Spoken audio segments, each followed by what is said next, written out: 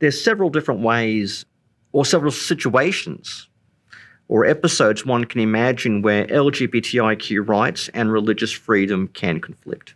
Probably the best examples you find in education. If you have a Christian school who wants to hire a French teacher and someone applies for the job and that person is perhaps a gay person in a same-sex marriage, can the Christian school discriminate against that person? Because the argument could be made, well, French is French. What's Christian about teaching French? It's not like you're teaching Christian doctrine.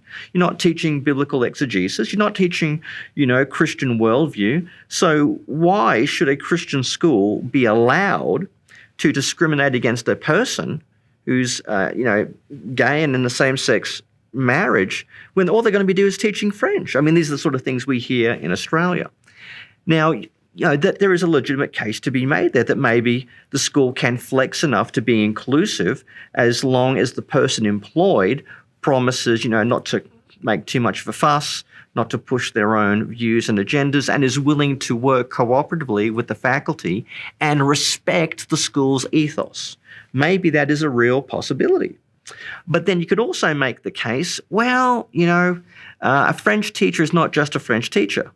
They're there to mentor students, okay, to disciple them, okay, to offer an example of the Christian life. So, in a sense, you could argue that, maybe schools should be allowed to have a more freighted view of the qualifications and the requirements they make for their teaching faculty.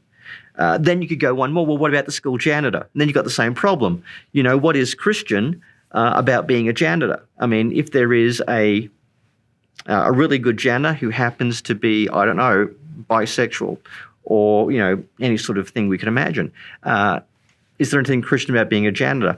Maybe in that case, the school would have a lesser or a diminished ability to be able to discriminate against someone because the janitor is probably not going to be discipling or mentoring students or something like that.